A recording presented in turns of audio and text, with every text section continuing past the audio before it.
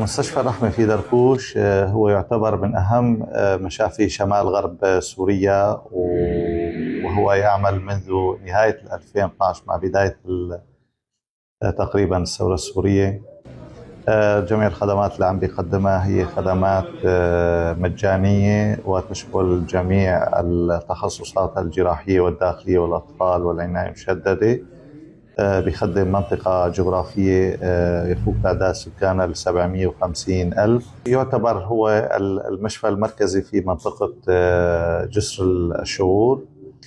للأسف أنه خبرنا في نهاية الشهر الرابع بإيقاف أو توقف الدعم المقدم عبر الأوتشا. طبعا هذا القرار هو قرار للأسف أنه ممكن يؤثر سلبا على حياة المواطنين، خاصة أنه ما زال كثير من الناس وأهلنا في المخيمات والنازحين ما زالوا يقيمون في المنطقة، بالإضافة إلى أنه بسبب أنه خدمات المستشفى المجانية والمتميزة صار يأتينا مرضى من جميع المحافظات السورية. نحن اتخذنا قرار بإيقاف العمليات الجراحية الباردة حتى يتسنى لنا أن نستمر في تقديم الخدمات سواء العمليات الجراحية أو العمليات المهددة للحياة، والإضافة إلى الإسعاف.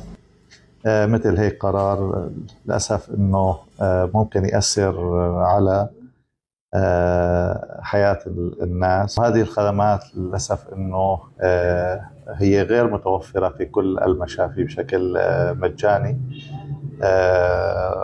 هي متوفرة لدينا بشكل مجاني، وهذا بيساعد الناس على يعني دعم ورفع مستوى الصحة لديهم.